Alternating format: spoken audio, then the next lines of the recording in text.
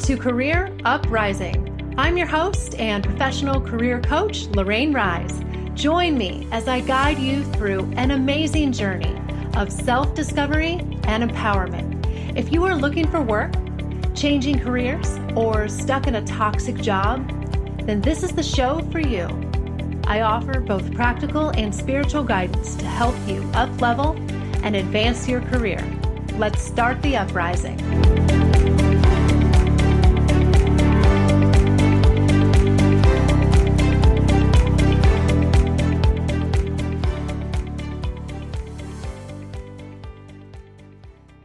Hey everyone, you are listening to episode 60, Achieving Lifetime Employability with Dileep Srinivasan. Hey everybody, wow, I have been kind of out of it for a little bit. I haven't recorded a show in a couple of weeks, so it's good to be back and be talking to you guys and connecting with you again. I've been traveling and largely without internet for the better part of about 3 weeks. And it was wonderful. You know what I did, you guys, just about a week ago? I climbed a mountain. I did. Literally. It was a small one, but I climbed a mountain up in New York with my sisters. That was a wonderful, wonderful and challenging experience. I'd never done that before, but that is one of the things that I was doing, and I spent a lot of time away from home, and it was much needed, but there's nothing in the world like coming home. It's really, really good to be here and be back into my routine and talking to you guys again. So I really had disconnected for a while there and unplugged, which I think is so good and so necessary, and I'm happy that it wasn't as hard as I thought. It's good to know that need for constant connection, isn't ruling my life. I didn't even take my computer on either of my trips, and that was a really, really good thing. But I'm back into the swing of things and back taking on coaching clients as well. So if you have been waiting or curious or wanting to work with me, I'm available again. I had to kind of put all that on hold for a couple of weeks, but I'm kind of moving out of summer mode and into fall and into my routine here pretty soon. So we have a new show today, and I have a guest, which is very exciting. And so I've been wanting to bring this gentleman on to the show for a couple of weeks. His name is Dileep, and I met him through a mutual connection of ours, and I'm going to let him introduce himself in just a moment, of course, because he'll do a much better job of that. But just to give you a little bit of background, Dileep is truly a global visionary and thought leader, especially when it comes to today's digital economy. He knows all about building teams, building businesses, developing talent, profitability, and really what it takes to be successful in today's job market and in this global digital economy that we have that is constantly changing. There's so much to keep up with, and it's getting competitive, and Dileep knows a lot about how to be successful and how to be employable, right? Because that concept to me really stuck with me when I heard about that and first kind of had a conversation with him. I thought, that is really a lot of what my listeners and my clients are trying to achieve. And is there such thing as lifetime employability? And can you have job security? And can you make yourself more employable and attractive to employers? And if so, I think we would all want to know what that is, right? So I think this is going to be a really interesting interview. And in particular, we're going to talk a lot about a book that Dileep has out that he co-authored called Achieving Lifetime Employability. And this is really what I want to zero in on today, because I think this is a really relevant message for a lot of people and for a lot of listeners. So without further ado, welcome to the show, Dileep. Thank you, Lorraine. Thank you so much. First, congratulations on managing to climb a mountain. That must be a really good experience. Thank you. Yeah, it was a little one. My sister climbed a much, much bigger one. Wow, she's more of a mountain climber than me. No, but it's good to challenge yourself, right? Absolutely. And it's a pleasure to be on your podcast show. I really admire the work you do, coaching people to have their best foot forward, to get their best job that they're looking for, that fits them. So I really definitely follow a lot of your episodes, and I really appreciate it.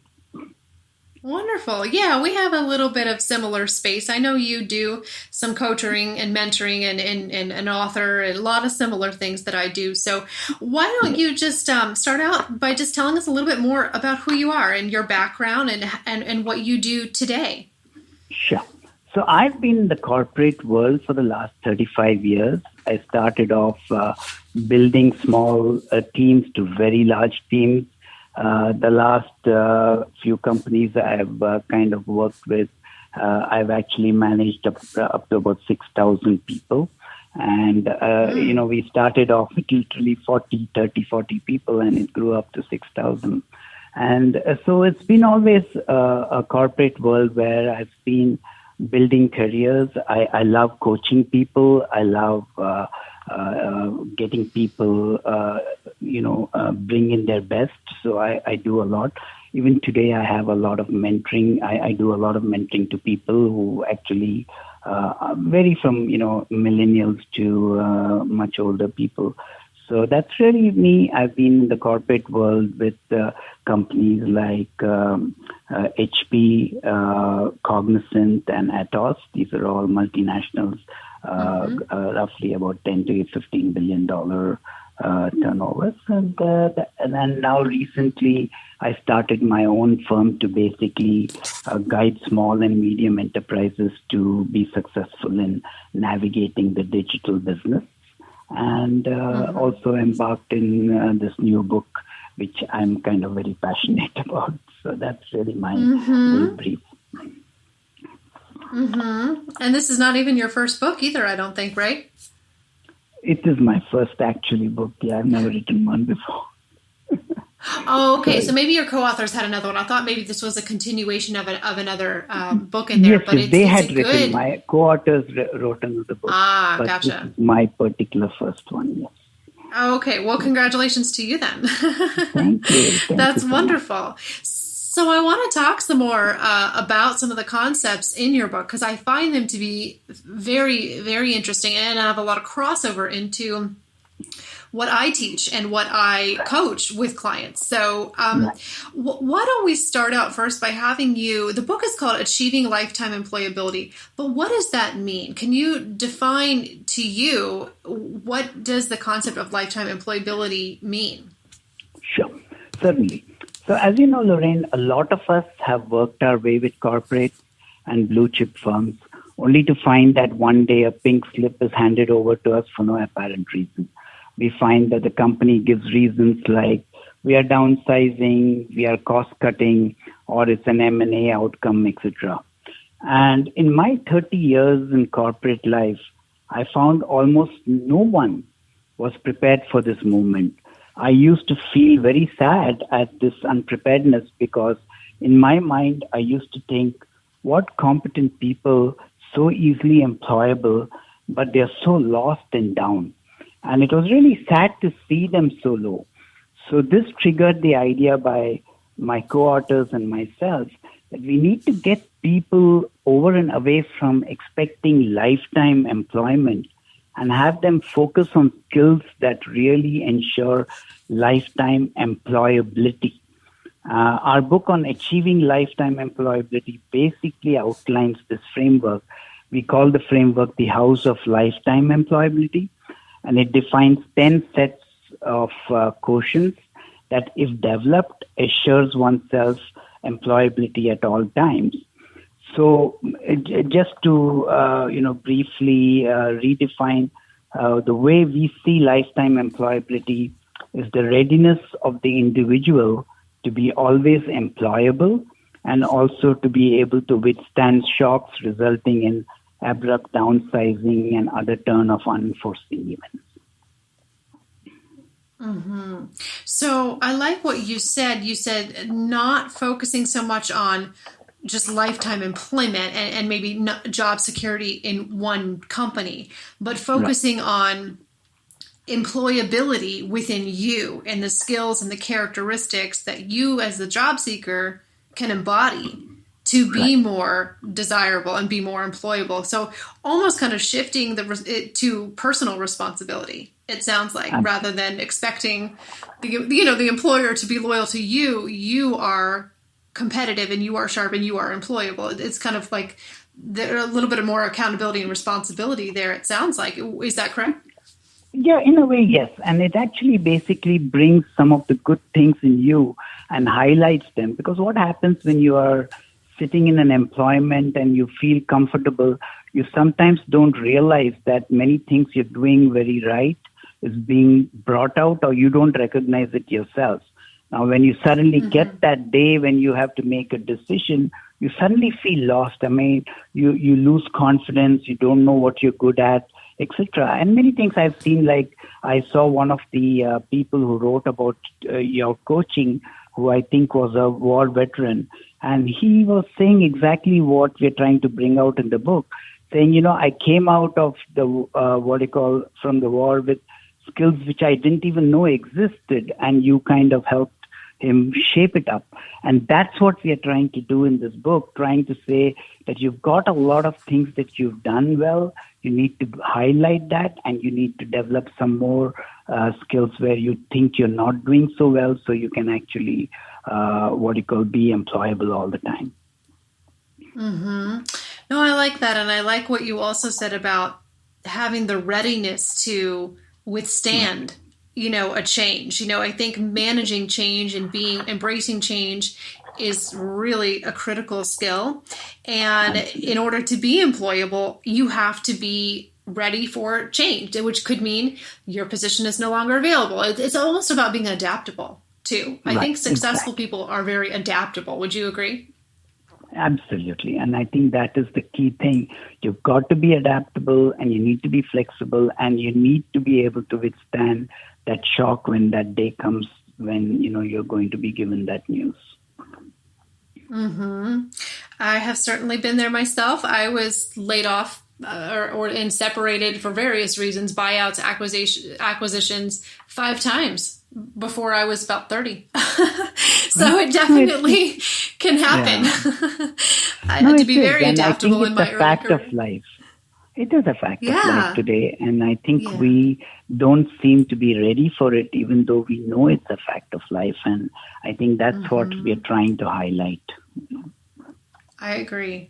One other thing that we talk a lot about on this show that I know your book talks about quite a bit is emotional intelligence, not just the IQ, although that's a part of it, but EQ. Really, anyone who's ever listened to my show knows I talk a lot about emotional intelligence and how important I think that is in personal satisfaction in life, as well as job success and very much employability. Can you speak to that a little bit? What do you feel, is the role of emotional intelligence in someone's employability? Sure. And you're certainly right, Lorraine. While in the past, IQ was certainly a very important and in many cases seen as more important than EQ. In recent times, with the new technologies such as AI, robotics, the tables have actually changed. Today, EQ has almost a more essential quality requirement to have and cultivate if one wants to be successful long term. There are roughly about 27 commonly exhibited emotions, which we actually do refer in our book. And the ability to understand, manage, and control these emotions is key. And even more important is the ability to basically understand the emotions of your bosses, peers, and others in your workplace, and have those controlled responses to them. One of the key aspects we focused in this book is situational awareness. This is the second dimension of what we call emotional quotient, which basically defines who you respond to, how do you respond to, which in turn depends on the place and circumstances. So really what we brought and we have highlighted on this book is the importance of IQ in 3 situations, basically one-to-one, one-to-many, and one-to-social.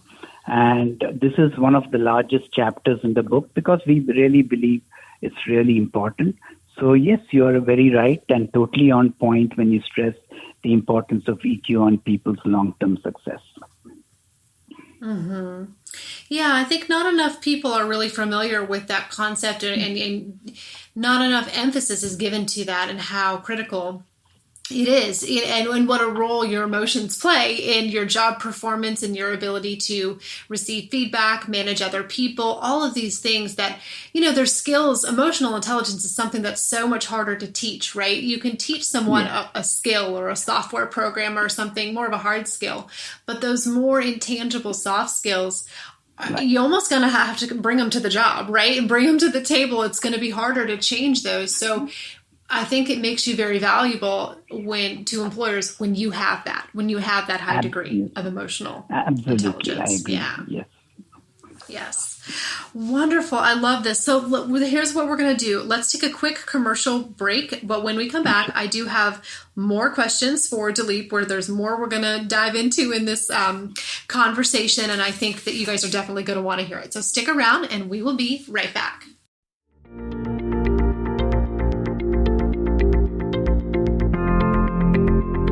Hey guys, we're on a break for just a minute, and I want to tell you how you can work with me personally as your career coach. My signature program, Career Transformation, is perfectly designed for clients who are going through a major career transition. If you're changing fields, or maybe returning to the workforce after an absence, or even undecided on a career path, this is the solution for you. My coaching process is laser focused and is tailored to your needs. So we'll gain clarity on your path and craft a job search strategy that will support your big career move. So if that sounds amazing, take action now by heading over to my website, careeruprising.com, to learn more about the Career Transformation Program and apply for a phone call with me. All right, let's get back to our show. And we are back, guys, and we're having a great conversation here with my special guest, Dileep Srinivasan, and we're talking about some of my favorite subjects because I'm a career coach. I love talking about being employable, emotional intelligence, how to really be your best self out in the job market. And so we're talking about a lot of concepts in Dileep's new book, Achieving Lifetime Employability. So one thing that you talk about is the 4 Ps. There's a concept that you guys lay out. Could you tell us what are the 4 Ps and why are these important? Sure. So, Lorraine, we found in our studies that successful leaders and employees across any industry and job positions do not really function based on buzzwords, fads, or catchphrases. Instead, their success tends to be centered around what we concluded are the 4 Ps. The first P is the principles that guide their actions and behaviors. The second P is the performance that's reliable and congruent with those principles that they have imbibed. And third is the perception, typically how you project yourself, how are you perceived by others, etc. And the final 4th P, which I think is getting very critical these days, is politics, how you navigate the political machinations of your organization. And it is these 4 Ps we believe are very critical to success, from college interns to C-level executives. It is these 4 Ps that we feel consistently differentiate people who are highly successful from their peers. And it is these kind of characteristics that define, effective leaders in their environment today. And we, in our book, Achieving Lifetime Employment, have delved into focusing on these 4 Ps. Mm-hmm. Mm-hmm. I love that. I think that makes it kind of simple and digestible and easy for people to kind of know, what do they need to focus in on to be more employable. And I think a lot of the people that I work with too are, the older job seekers. I really focus in on that mid to late career job seeker. A lot of them are worried about age discrimination, staying employable, quite honestly, and still being seen as relevant and competitive. What are your thoughts for that subset, for that older job seeker who's, 50, 60, really struggling maybe to feel confident, competitive. How can these concepts really help them in particular to be more relevant and competitive out there in the job market when competing against younger people? It's an excellent question because really, I'm actually building a whole business around people of this age group, actually. It's very interesting, but my business is being built around this age group of experienced people. And I found very interesting characteristics that when these people who have so much experience, when they try to go back to the market, they feel that very youngsters are, I think, managing them or controlling them, and they don't feel comfortable or they don't feel ready for it, etc. And what we have found is that just by repackaging their whole talent as basically an advisory or a consultant role, they become actually much less of a threat and become very more employable in the workplace. And as a result, we have been able to position a lot of people, say, especially in the 50s in the workplace, and they are doing very well, actually. And we found that it's purely their own, giving them that little orientation of confidence and also telling them that, you're really not competing with these younger generation. You need to make them more see you as a mentor because of your experience is so wide and powerful. So it's actually worked very well for us, Good. I think there's a lot of people out there who need to hear that message and realize that they are valuable still in the Absolutely. job market, and they have that experience is valuable, and people will want that, that wisdom and that mentorship that they often can provide, because I think that group really does have some unique barriers out there in the job search, and needs every tool that they can to be competitive and to be confident. So, there's one other thing that I want to ask you too. There is a brief mention in your book of something that I talk a lot about, which is curiosity. I have said many times on this show that I think that curiosity is a very underrated characteristic, right? We kind of think, oh, that's cute, that's for kids. But I think that grown-ups should have a lot more curiosity, and it would take them a lot more places and open them up to a lot more possibilities in life. And I think that is a big part of emotional intelligence is following your curiosity sometimes. What do you think about that? What is your take on, the role of curiosity and how that kind of plays into some of these other concepts and employability in general? Sure. Lorraine, most people don't realize, and this is the first time ever, I repeat again, this is the first time ever that the world is seeing an inflection point due to simultaneous penetrations of 4 technologies: AI, blockchain, robotics, Internet of Things.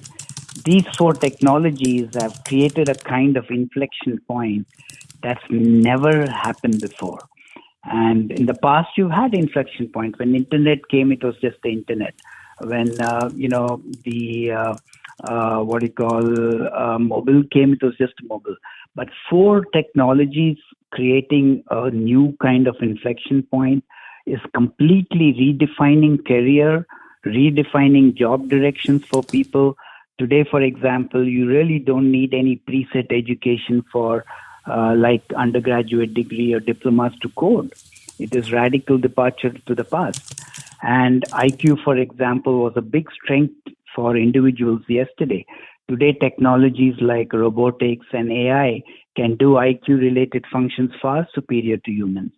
EQ was categorized on the sideline. Today, it is back on the mainstream for individuals. So similarly, individuals who want to be successful tomorrow have to kind of embrace, newer capabilities, but most importantly, they need to develop a sense of curiosity and quest. If you look at successful people, goalposts of such people who are curious are generally not fixed, and they actually achieve more. And most successful people have achieved that because of the fact that they're very curious and they always try to understand more or want to know more about something. So if people want to be successful, they need to imbibe that quality of curiosity, seek answers, look for ways to do better, etc. And to be very clear, curiosity actually drives not only self-motivation, but ensures constant learning, but more importantly, also helps you unlearn a lot of things that you may have got, such as outdated ideas and mindsets. And most importantly, curiosity allows people to be open and accept new ideas and thoughts. Primarily, they are able to start thinking of innovation in themselves. So that's why I think curiosity plays a huge role in in the new world today, especially with this redefining inflection point of four technologies. Yeah, I agree. Absolutely. I think that following your curiosity often it opens up new viewpoints, new possibilities, rather than just kind of staying with what you know and what you're comfortable with. I encourage people a lot when they're changing careers to follow their curiosity and things that are interesting and engaging to them, to open up that possibility as a career path. And certainly the only reason that I'm doing what I'm doing today is because I followed my curiosity to see if it was something that could work and be successful, So you have to be willing to kind of take some risks in there as well. Absolutely. Well, any final words, Dileep, for about any other concepts in the book that are critical that maybe we didn't cover, or anything else that you would want our listeners to know about this idea that I love about lifetime employability? Sure. So I think, as I indicated to you all, that the book is really focused on 10 quotients, though we talk about the IQ and EQ, which are common. We've also built some very important other quotients, and we've kind of put it onto 3 stages, like what we call the house of employability. And this house of employability is really focused as foundation layer, supporting pillars layer, and roof layer. And we have really talked about some very unique quotients like networking quotient, industry quotient, digital quotient, style quotient, marketing quotient, and political quotient. These we believe are sometimes overlooked, and we feel that these are very important for individuals who are looking for lifetime employability to understand, develop these quotients, so that they can actually always be employable. So that's, I think, my key, just some additions to what we discussed. Okay, and where can people go to learn more about you and what you do, and also to purchase your book? Oh, of course. I'm actually available. In detail, my profile is on LinkedIn. So if people search for Dileep Srinivasan, I think that they will see most of my details and all my past history of work and what I do today. And the book is, of course, available at Amazon.com and Barnes & Noble. In addition, there are 2 resource channels. One channel is called the meenterprise.com, one word, the Me Enterprise. And that's really where we are uploading the site with a lot of interesting articles, playbooks, templates that people can use to develop their quotients described in the book. Also, this book will provide them a lot of templates and case studies, which are all available. And all these are free of cost, because we really want this to become a go-to resource for anyone who's looking at lifetime employability. And we also have the Facebook channel, again, the Me Enterprise. If somebody searches Facebook/the Me Enterprise, I think you'll see similar articles and more details that we are trying to publish there. The intent is that we want people to have all collection of good articles from everywhere, housed so that they can use it as they wish. Wonderful. Well, I really appreciate you coming on the show, and I think this is a great conversation. I hope that listeners will take these concepts to heart and even consider purchasing your book, because I think there is a wealth of information in there about how you can achieve this. And it is something that is achievable. You can make yourself more desirable, more employable, honestly, at any age. I think you really can at any age. So thank you so much, Dileep, for coming on the show. And thank you to my listeners. And if you haven't done so yet, join my email community You can go to careeruprising.com to learn more about me. You can also join my Facebook group. There's lots of ways that you can connect with me, and I will be catching up with you guys again very soon. All right. And thanks so much, Dileep. It was great to have you on the show today. My pleasure, Lorraine. Thank you for inviting me. You're welcome. Okay. And I'll talk to you guys, my listeners, next time. Take care, guys.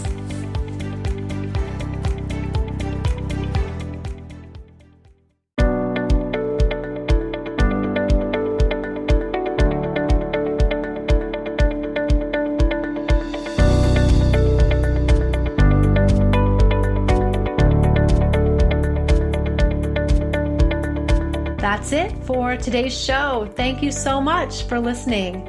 If you like what you heard today, please consider giving the show a positive review on iTunes. It would mean a lot to me, and it would help to spread the word so that others can learn about the show. Thanks again for tuning in, and I can't wait to connect with you again next time on Career Uprising. This show was brought to you by InflowRadio.com, the best curated talk radio network for personal development, wellness, spirituality, and conscious business.